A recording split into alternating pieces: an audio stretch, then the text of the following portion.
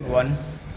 चलिए मैं ना आज आपको बताता हूँ कि किसी को भी अगर आप हिंदी में, तो आप जानते हैं सलाह कैसे देते हैं ना, लेकिन अगर आप किसी को इंग्लिश में सलाह देना चाहते हैं तो हम उसको सलाह कैसे दें, है ना।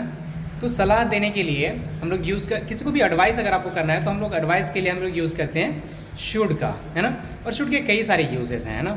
तो चलिए मैं आपको बताता हूँ कि नॉर्मल अगर आप किसी को सलाह देते हैं तो आप कैसे देंगे। मान लीजिए कि कोई बहुत ही तेज़ी से बाइक चला रहा है ना, तो आप उसको कह सकते हैं कि भाई आपको तेज़ी से बाइक नहीं चलानी चाहिए। तो आप बोलेंगे you should not ride bike rashly, है ना। या अगर आप उसको कुछ पॉजिटिव में बोलना चाहिए, जैसे चाहते हैं, जैसे आपके कोई छोटे भाई है ना और आप उसको सलाह देना चाहते हैं कि आपको डेली स्कूल जाना चाहिए, तो आप उसको बोलेंगे you should go to school daily. ठीक है, ये तो हम छोटे छोटे मतलब सेंटेंस वगैरह बोल लेंगे शुड से, है ना। लेकिन अब शुड का और दूसरा यूज़ क्या है भाई, जैसे एक होता है शुड भी मतलब होना चाहिए, है ना। शुड भी मतलब होना चाहिए। जैसे अगर कोई आपके दोस्त अगर हॉस्पिटल में है, ठीक है, बीमार है, तो आप बोलते हैं ना यार तुम्हें तो हॉस्पिटल में होना चाहिए, है ना। तो आप बोलेंगे you should be in the hospital, है ना। क्या बोलेंगे, you should be in the hospital. एक होता है शुड हैव, है ना।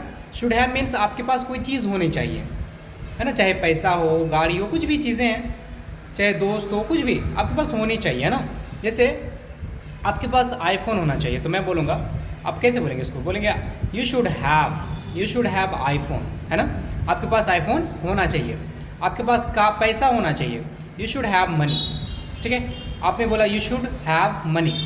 अच्छा।